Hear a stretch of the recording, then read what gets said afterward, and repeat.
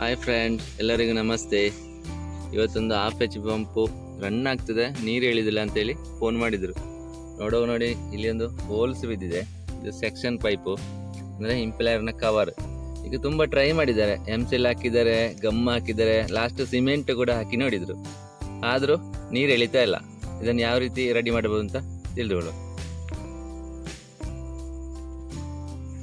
ಇದರ 2 bolt remove ಮಾಡ್ತಾನೆ. ಇದು ಫುಟ್ವಾಲ್ ಪೈಪದು, ನಂತರ ಡಿಸ್ಚಾರ್ಜ್ ಪೈಪದು 2 ಬೋಲ್ಟ್ ರಿಮೂವ್ ಮಾಡಿ ನೋಡಿ, ಇಲ್ಲಿ ವೈರ್ ಕೊಟ್ಟಿದ್ದಾರೆ. ಇದನ್ನು ಡಿಸ್ಕನೆಕ್ಷನ್ ಮಾಡಿ ಸರಿ ಮಾಡಿ ನೋಡುವ. 4 ನೆಟ್ಟನ್ನು ರಿಮೂವ್ ಮಾಡುವ. ಒಂದಿಲ್ಲಿ, ಮತ್ತೊಂದಿಲ್ಲಿ, ಮತ್ತೊಂದಿಲ್ಲಿ.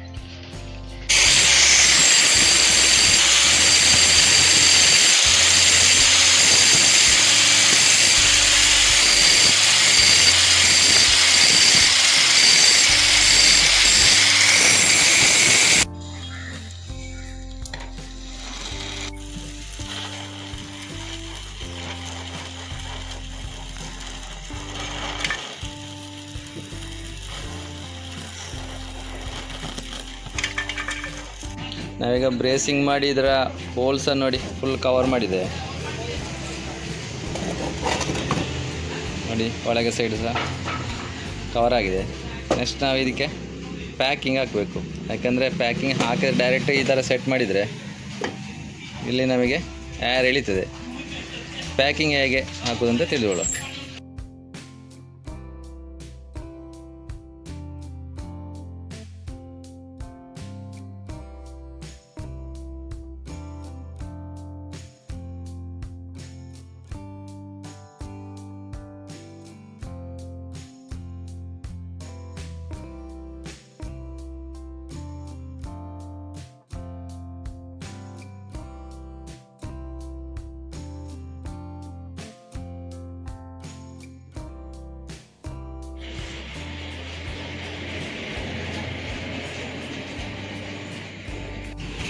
ಪ್ಯಾಕಿಂಗ್ ಹೊಡೆದ ಮೇಲೆ ಪ್ಯಾಕಿಂಗಿನ 2 ಬದಿಯಲ್ಲಿ ಸ್ವಲ್ಪ ಗ್ರೀಸ್ ಹಾಕುವ.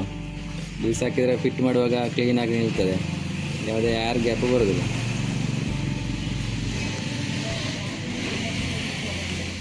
ಪ್ಯಾಕಿಂಗ್ ಹೊಡೆದ ಕವರನ್ನು ಸಿಂಪಲಾಗಿ ಈ ಥರ ಫಿಟ್ ಮಾಡುವ.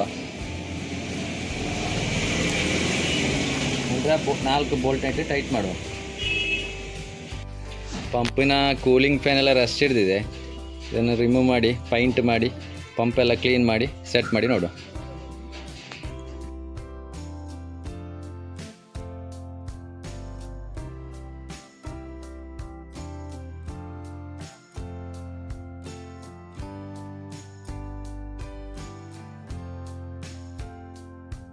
ಕೂಲಿಂಗ್ ಫ್ಯಾನ್ ಕವರ್ನ ಪೈಂಟಲ್ಲಿ ಡ್ರೈ ಆಗಿದೆ. ಕವರ್ ಫಿಟ್ ಮಾಡಿ ನಾವು ಸೈಟಲ್ಲಿ ಪಂಪು ಫಿಟ್ ಮಾಡಿ ನೋಡುವ. ಪಂಪ್ ಫಿಟ್ ಮಾಡಲಿಕ್ಕೆ ಮೊದಲು ಈ ರಬ್ಬರ್ ವಾಶನ್ನು ಸ್ವಲ್ಪ ನೀರಲ್ಲಿ ಈ ಥರ ಚಂಡಿ ಮಾಡುವ. ಹಾಗಾದ್ರೆ ನಮಗೆ ಕ್ಲೀನಾಗಿ ಸೆಟ್ಟಾಗಿ ಸಿಗ್ತದೆ. ನಂತರ ಫುಟ್ವಾಲ್ ಪೈಪು ಸೆಟ್ ಮಾಡುವ. ಇದನ್ನು ಫುಲ್ ಟೈಟ್ ಮಾಡಬಾರ್ದು, ಸ್ವಲ್ಪ ಗ್ಯಾಪ್ ಬಿಟ್ಟು ಬೋಲ್ಟ್ ಹಾಕಬೇಕು. ನಂತರ ಇಲ್ಲಿ ನೀರು ಹಾಕಬೇಕು. ಯಾಕಂದರೆ ಈ ಸೆಕ್ಷನ್ ಪೈಪಲ್ಲಿ ಏರ್ ಇದ್ದರೆ ಈ ಏರ್ ಇಲ್ಲಿ ರಿಲೀಸ್ ಆಗ್ತದೆ. ನಂತರ ನೀರು ಇಲ್ಲಿ ಫುಲ್ ಆದಮೇಲೆ ನೆಟ್ ಟೈಟ್ ಮಾಡಿದರೆ ಆಯಿತು.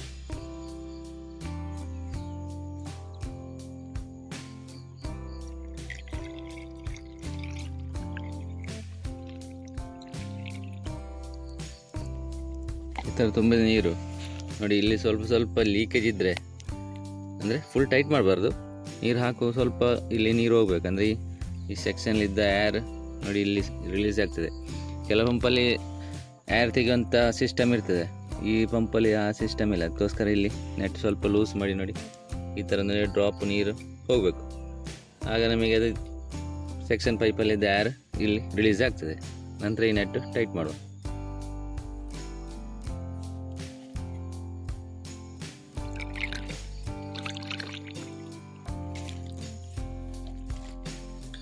ನೀರು ಫುಲ್ ಆಗಿದೆ, ನೋಡ್ತಾ ಇರ್ಬೋದು ನೀವು.